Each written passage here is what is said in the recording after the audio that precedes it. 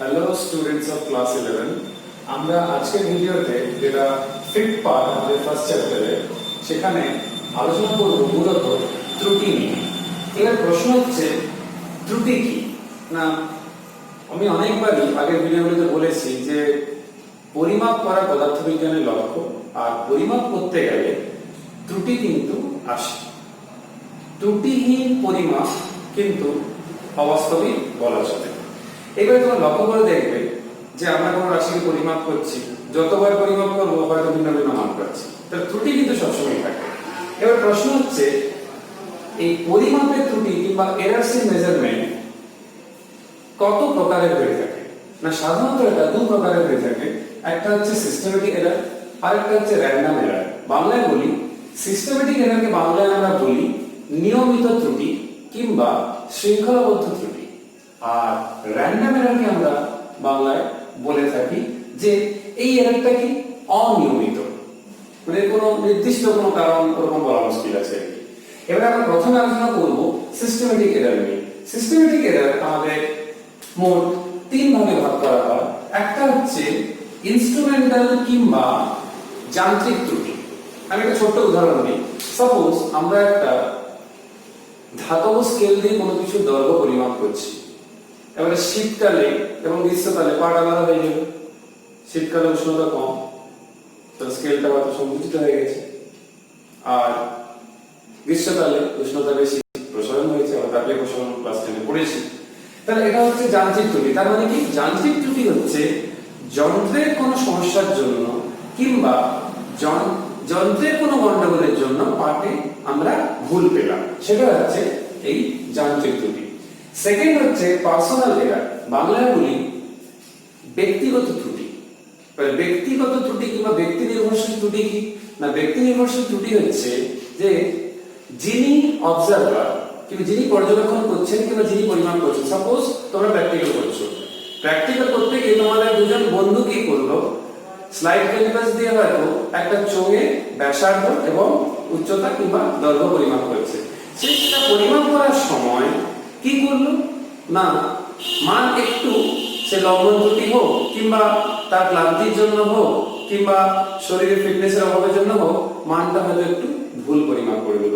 তো তার সেই মান ভুল পরিমাপের জন্য, ব্যাসার্ধ ভুল পরিমাপের জন্য এবং দৈর্ঘ্য পরিমাপ কিংবা উচ্চতা পরিমাপ ভুল করার জন্য টোটাল কিন্তু চোঙের আয়তন পরিমাপে ত্রুটি চলে এলো। এটা কিন্তু যান্ত্রিক ত্রুটি নয়, এই ত্রুটিটা তো দূর করা যাবে। এটা হচ্ছে পার্সোনাল এরার। তাহলে একটু যদি সাবধানে আমরা ডেটাগুলো নিই তাহলে কিন্তু কোনোভাবেই আমাদের ভুল আসবে না।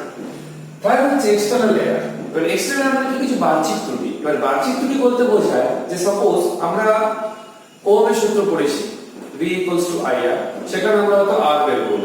তো R বের করতে গেলে আমাদের V আর I পরিমাপ করতে হচ্ছে। এইবারে সেখানে বলা ছিল উষ্ণতা এবং অন্যান্য যে ভৌত অবস্থাগুলো রয়েছে, সে চাপ হোক, আলোর তীব্রতা হোক, সেগুলো যদি অপরিবর্তিত থাকে, এইবারে দেখা গেল কোনো কারণে যে প্র্যাকটিক্যাল করছে সে দেখলো হঠাৎ করে উষ্ণতা রুমের খুব বেড়ে গেছে, কিংবা একজন শীত প্রধান দেশে করছে, একজন গ্রীষ্ম প্রধান দেশে করছে, তখন তো বাহ্যিক কারণে পরিস্থিতি চেঞ্জ হয়ে গেছে, সিন্স কন্ডিশন চেঞ্জ হয়ে গেছে, সেই জন্য যে মানটা হচ্ছে সেটা ভুল। তো এটা নিশ্চিত যান্ত্রিক ত্রুটি কিংবা ব্যক্তিগত ত্রুটি না, পারিপার্শ্বিক অবস্থা কিংবা বাহ্যিক পরিস্থিতির পরিবর্তন হয়েছে সেই জন্য। এই যে তিনটে এরার সম্বন্ধে আমরা জানলাম, মানে যান্ত্রিক ত্রুটি, ব্যক্তিগত ত্রুটি এবং বাহ্যিক ত্রুটি, এই তিনটেকে কিন্তু কন্ট্রোল করা যেতে পারে। কি রকম না, আমরা যে যন্ত্রটা নেব সেটা যদি সঠিক যন্ত্র হয়, যেমন ধরো স্লাইড ক্যালিপার্স নিচ্ছি, সেখানে ধনাত্মক কিংবা ঋণাত্মক ত্রুটিওয়ালা স্লাইড ক্যালিপার্স রয়েছে, সেই ত্রুটিটা ক্যালকুলেশন করে দিলাম, তোমরা প্র্যাকটিক্যাল করার সময় দেখবে, সেইটাকে ক্যালকুলেশনের স্থান দিলাম, তাহলে আমি অ্যাকুরেট ভ্যালু পেয়ে যাব। যিনি প্র্যাকটিক্যালটা করছেন কিংবা যিনি পরিমাপটা করছেন, উনি যদি সঠিকভাবে পরিমাপ করেন, লম্বন ত্রুটি কিংবা যেগুলো ত্রুটি হতে পারে, ব্যক্তি নির্ভরশীল যে ত্রুটিগুলো হতে পারে, যদি সচেতন হয়ে ঠিক করে পার্ট নেন, তাহলে এই ত্রুটিটা দূর করা যাবে। বাহ্যিক ত্রুটি যেটা রয়েছে, আমরা যদি এরকম এক্সপেরিমেন্ট করি যেখানে ধরো টেম্পারেচার চেঞ্জ হচ্ছে না কিংবা অন্যান্য এক্সটার্নাল কন্ডিশনগুলো আমরা কৃত্রিমভাবে কন্ট্রোল করে নিই, তাহলে কিন্তু আমরা এই ত্রুটিগুলো দূর করতে পারি। তারপর এখান থেকে আমরা শিখলাম সিস্টেমেটিক এরার কিন্তু ক্যান বি কন্ট্রোল, এটা কিন্তু আমরা কন্ট্রোল করতে পারি। এই পার্সোনাল এরার অনেক সময় হিউম্যান এরার বলা হয়, কেন সে মানুষ তো পরিমাপ করছে, ভুল করতে পারে হয়তো মান নিতে গিয়ে। কিন্তু আসলে র্যান্ডম এরার, র্যান্ডম মানে কি অনিয়মিত, এটাকে কিন্তু কমপ্লিটলি দূরীকরণ কিংবা এটাকে কমপ্লিটলি দূর করা কিন্তু সম্ভব নয়। কি ব্যাপার না, র্যান্ডম এররে কি হয় না, যে পার্ট নিচ্ছে সেখানে বিভিন্ন রকমের পরিবর্তন আসতে পারে। হয়তো হঠাৎ করে ফিজিক্যাল কন্ডিশন চেঞ্জ হয়ে গেল, কিছু ভৌত অবস্থা পরিবর্তন হয়ে গেল, যে নিচ্ছে সে কোনো কারণে সে হয়তো ভাবছে আমি ঠিকই মান নিয়েছি, কিন্তু সে ভুল নিয়েছে, কিন্তু অ্যাকচুয়ালি তার চোখে মনে হচ্ছে না এই মানটাই আছে হয়তো, কিন্তু না সেই মানটা হয়তো না। তো এই সমস্যার সমাধান করা কিন্তু সম্ভব না, এটা কিন্তু কোনো না কোনো ভাবে এই সমস্যাটা কিন্তু থেকেই যায়। ওই জন্য র্যান্ডম এরর দূরীকরণ কিন্তু সম্ভব নয়। তাহলে এখানে মোটামুটি আমরা ত্রুটি সম্বন্ধে জানলাম। এখন আমরা যেটা আলোচনা করব, যেটা পরীক্ষার দৃষ্টিকোণে একটু বেশি গুরুত্বপূর্ণ, সেটা হচ্ছে ত্রুটি জানলাম, তাহলে সঠিক মান কি, যেটাকে আমরা বলি ট্রু অর অ্যাকচুয়াল ভ্যালু, যেটাকে আমরা বাংলায় বলি সঠিক মান। প্রশ্ন হচ্ছে তাহলে সঠিক মান কি জিনিস না, সঠিক মান মানে ব্যাপারটা হচ্ছে যে আমি একটা ভৌত রাশি সাপোজ x তাকে পরিমাপ করব, তাকে অসংখ্যবার পরিমাপ করলাম, সাপোজ আমি একবার পরিমাপ করলাম, তাহলে x এর মান বেরোলো x। তাহলে আমরা কেউ গ্যারান্টি দিয়ে কিন্তু বলতে পারবো না যতবার পরিমাপ করব, যাকে দিয়ে পরিমাপ করাবো সব সময় মান সে x1 বেরোবে, মান কিন্তু পরিবর্তন হবে, এটা সম্ভাবনা প্র্যাকটিক্যাল করলে তুমি দেখতে পাবে। তুমি যেটা মান পাচ্ছ আরেকজন বলছে না এটা আমি পাইনি, আমি তো এটা পেয়েছি, তাহলে এই মানের পরিবর্তন কিন্তু হতে পারে। এবার সাপোজ একজন এই x যে ভৌত রাশি আছে তাকে n সংখ্যকবার পরিমাপ করলো, তাহলে এরকম হবে x2 x3 x4 dot dot dot dot xn, এরকম অনেকবার পরিমাপ করলাম। এবার তোমরা তো ভাবতে পারছো অতবার পরিমাপ করবো কেন, না একটা রাশিকে একবার পরিমাপ করে যা মান পাচ্ছি বারবার পরিমাপ করলে মান কিন্তু আলাদা পাচ্ছি। তাহলে এখান থেকে স্বাভাবিকভাবে আমরা বলতে পারি যে মান পরিবর্তন হচ্ছে। এবার মান যদি পরিবর্তন হয় আমি তাহলে মানটা কি করে বের করবো, তো স্বাভাবিকভাবে আমাকে গড় করতে হবে, এই জন্য আমাকে অসংখ্যবার বের করতে হবে। যত বেশিবার আমি মান বের করবো তারপরে যখন গড় করবো ত্রুটি কিন্তু ততটা কম হওয়ার সম্ভাবনা রয়েছে। তাহলে প্রথমে আমাকে সঠিক মানটা বের করতে হবে, তাহলে বুঝতে পারবো সঠিক মান থেকে কত ত্রুটি হচ্ছে, যে মানগুলো পরিমাপ করলো অন্য কেউজন। সাপোজ আমি n বার পরিমাপ করলাম, এইবারে এই সঠিক মান তাকে সাধারণত আমরা x বার, এই উপরে দেখতে পাচ্ছ চিহ্ন দিয়েছি সেটা হচ্ছে x বার, এই x বার চিহ্ন দিয়ে আমরা প্রকাশ করে থাকি।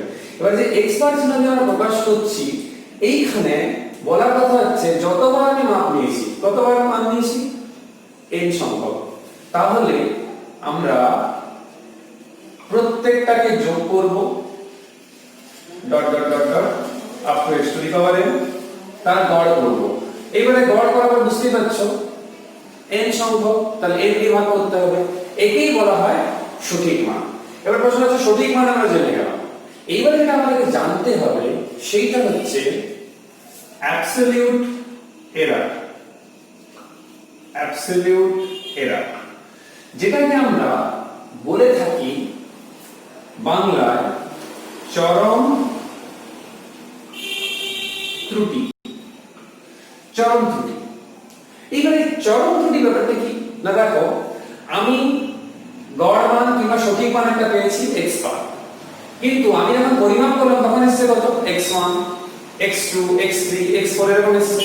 তাহলে আমার পরিমাপ করা যে মানটা সেটাই গড় মানের থেকে, কিংবা যেটাকে আমরা বলেছি ট্রু ভ্যালু সঠিক কিংবা অ্যাকচুয়াল, সেই মানের থেকে ডিফারেন্স করব না, সেটা বের করব কিভাবে।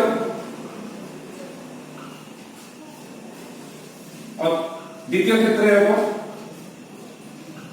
তৃতীয় ক্ষেত্রে এরকম, চতুর্থ ক্ষেত্রে এরকম, ডট ডট ডট ডট যদি করি n তম ক্ষেত্রে এরকম। লক্ষ্য করার ব্যাপার দেখো, এই যে চিহ্ন দেখতে পাচ্ছ দুটো, এটাকে বলা হচ্ছে মড। কেন সেটা বলছি আমি যে মানটা পেয়েছি সেটা হতে পারে যেটা সঠিক মান তার থেকে বেশি পেয়েছি, মেবি এরকম হতে পারে আমি যে মানটা পেয়েছি যেটা সঠিক মান তার থেকে সে মানটা কম হতে পারে। তাহলে there is a possibility of higher value and also a smaller value, সেই জন্য আমরা মড দিয়ে থাকি। কেন, যদি ছোট মাইনাস বড় হয়ে যায় তাহলে নেগেটিভ ভ্যালু আসবে, কিন্তু এখানে তো আমরা পজিটিভ ভ্যালু লিখবো সব সময়, সেই জন্য মড দিয়ে থাকি। কারণ যদি কোনো কারণে বিয়োগ করে -2 হলো সাপোজ, তাহলে আমি কিন্তু +2 লিখবো, ওই জন্য আমরা মড চিহ্ন দিয়ে থাকি। তাহলে এই প্রথমটা কি হবে না, প্রথম পরিমাপের ক্ষেত্রে যদি 1 আছে এই জন্য আমরা কি বলবো প্রথম পরিমাপের ক্ষেত্রে এইটা হচ্ছে চরম ত্রুটি। এটা কি বলবো দ্বিতীয় পরিমাপের ক্ষেত্রে চরম ত্রুটি। এটাকে কি বলবো তৃতীয় পরিমাপের ক্ষেত্রে চরম ত্রুটি। আর একে বলবো চতুর্থ পরিমাপের ক্ষেত্রে চরম ত্রুটি। এবং লাস্টে যেটা রয়েছে সেটা হচ্ছে n তম পরিমাপের ক্ষেত্রে চরম ত্রুটি। তাহলে এরকম তো অনেক বেরোবে। একে আমরা কি করব এর মতো একটা গড় নিয়ে আসব যাকে আমরা বলি গড় চরম ত্রুটি, যাকে আমরা অনেক সময় বলি রিলেটিভ এরর। রিলেটিভ এররটা কিভাবে বের করব না রিলেটিভ এররটা বের করার জন্য আমাদেরকে কি করতে হবে এই রিলেটিভ এররকে আমরা সাধারণত এপসাইলন দিয়ে এপসাইলন মানে গ্রিক অক্ষর এপসাইলন অক্ষর দিয়ে আমরা প্রকাশ করে থাকি।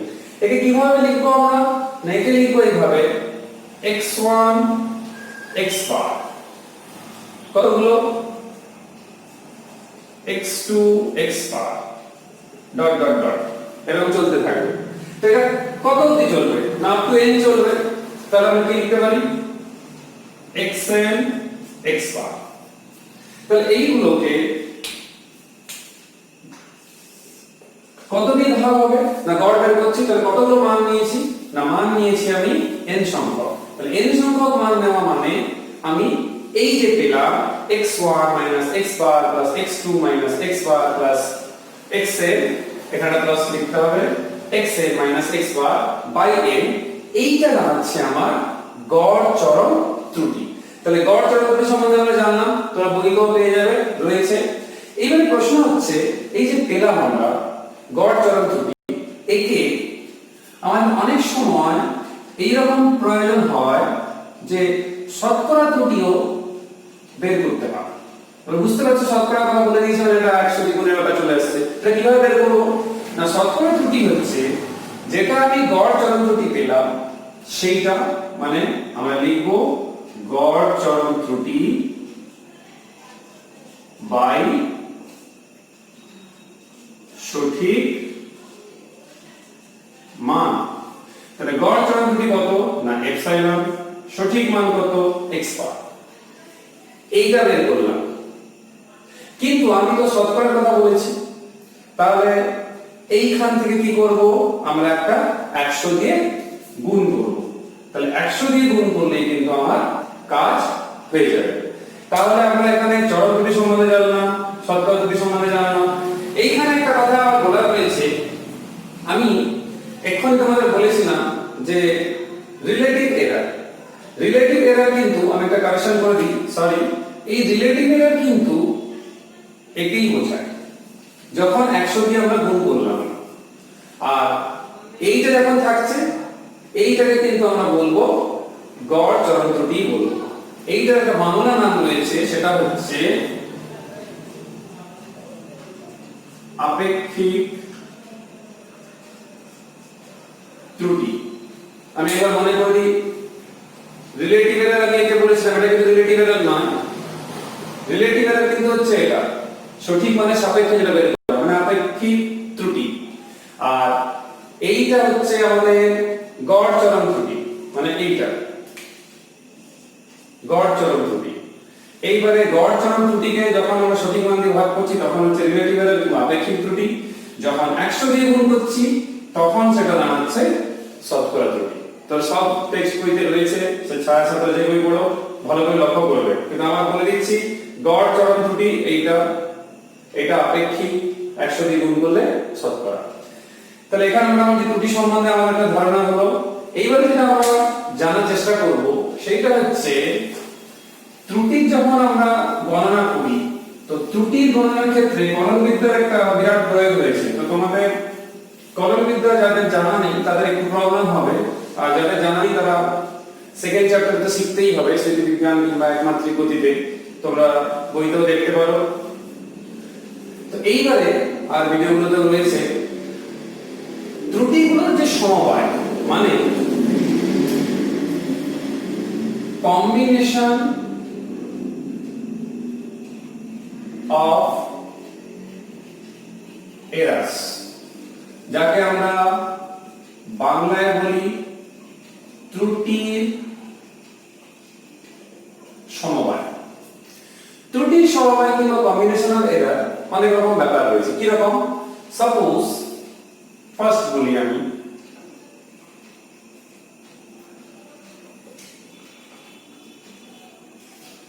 যোগের ক্ষেত্রে মানে কোন একটা রাশি সাপোজ x সে a এবং b কে যোগ করলে x পাওয়া যাচ্ছে, তাহলে আমাকে বের করতে হবে x পরিমাপের ত্রুটি কত।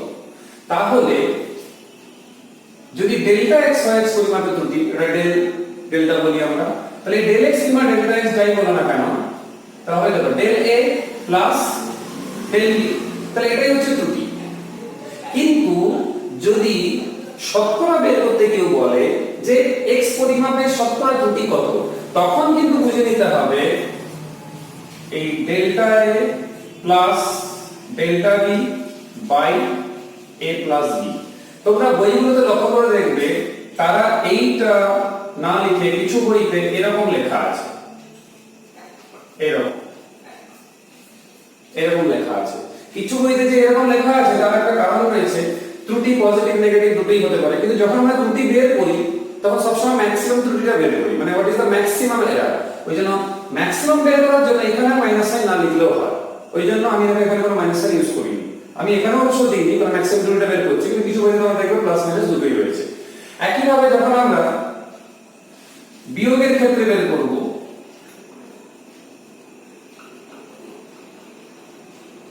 সেখানে ধরো x a minus b আছে, তোমাদের মনে হতে পারে যে স্যার এইটা হওয়া উচিত, কিন্তু তোমরা যে কোনো বইতে লক্ষ্য করে দেখবে প্লাস চিহ্ন আছে, মানে আমি আগেই বলেছি ত্রুটি যেটা হয় সেটা আমরা সবসময় ম্যাক্সিমাম বের করি, ম্যাক্সিমাম ত্রুটি কত হতে পারে সর্বোচ্চ, ওই জন্য প্লাস চিহ্নই নেব।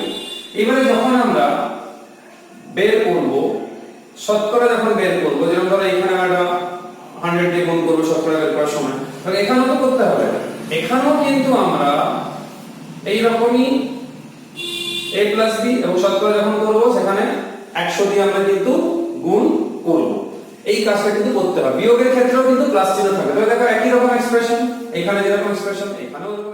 ভাগের ক্ষেত্রে কি হবে? সাপোজ গুণের ক্ষেত্রে x এরকম আছে ab, তো গুণের এবং ভাগের ক্ষেত্রে কলম বিদ্যা লাগানো, মানে লগারিদম নিয়ে, লগ নিয়ে, যেটা তোমরা নবম শ্রেণীতে পড়েছিলে, লগ নিয়ে অবকলন করা সবচেয়ে সুবিধে। তো আমি সেটাও বলে দিচ্ছি কিভাবে আসে, আর তোমরা মনে রাখার ব্যবস্থা করা যেতে পারে। ধরো এখানে যদি আমি লগ নিই বেস e প্লাস, যখন অবকলন করব তখন আসবে del x by x del a by a plus del b by b, এদের মতই থাকছে, শুধু a b আলাদা হচ্ছে গুণের জন্য। এখানেও দেখো প্লাস মাইনাস লিখতে পারি, কিন্তু কিছু লাভ নেই, আমাদের ত্রুটি সবসময় সর্বোচ্চ বের করতে হবে। ওই জন্য যদি এখানে মাইনাসও আসতো যেমন ভাগের ক্ষেত্রে, তাহলেও প্লাস লিখতে হবে, ত্রুটি সবসময় সর্বোচ্চ, প্রয়োজনে আমরা এরকমও লিখতে পারি। অঙ্ক করার সময় এগুলো প্রয়োগ করতে হবে, তাহলে আমরা প্রয়োগ দেখব আবার পরের। যখন ধরো আমরা কোনো ভাগ পেয়েছি x a বাই b পেয়েছি, তখন কি করব না আবার সেই লগ নেব, যেরকম তোমরা 9 এ করেছো, এখান থেকে অবকলন করব, নিয়ম মাফিক এটা আসা উচিত। যেহেতু আমরা ত্রুটি সবসময় সর্বোচ্চ বের করি, তাই কিন্তু প্লাস লিখতে হবে। তাহলে ভাগের ক্ষেত্রেও সেই প্লাস, তাহলে এক্সপ্রেশন একই রকম কিন্তু থাকছে, এটা কিন্তু ভুললে হবে না, কিন্তু ভাগের ক্ষেত্রেও সেই একই রকমই ব্যাপার থাকবে। এবার প্রশ্ন হচ্ছে এরকম কিছু আছে কেস যেখানে এই যোগ বিয়োগ ভাগ ছাড়া কিছু ঘাতযুক্ত সমীকরণ থাকতে পারে, যেরকম সাপোজ এরকম কিছু একটা y to the power a z to the power b আর y to the n to the power c, এর ক্ষেত্রে বের করতে হবে। নিয়ম একই থাকবে, কি সেই অ্যালজেব্রিক নিয়ম, মানে লগারিদম নিয়ম লাগাবো, কি না log ex a log y b log z minus c log n। এবার যখনই অবকলন করা হবে এরকম আসবে,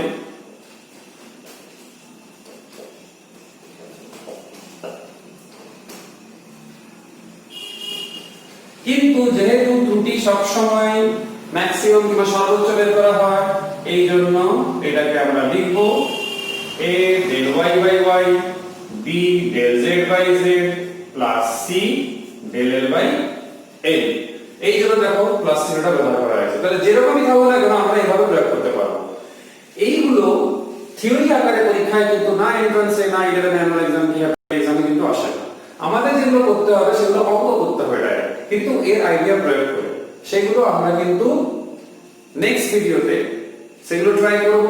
আর নেক্সট ভিডিওতে থিওরির যে লাস্ট পোরশন আমাদের রয়েছে, যে সার্থক অঙ্ক কিংবা সার্থক অঙ্ক সংখ্যা আমরা কিভাবে গুনি আর সূক্ষ্মতা এবং সঠিকতা কি জিনিস, ওটা করে চ্যাপ্টারটা আমরা নেক্সট ভিডিওতে শেষ করব। Till then bye students.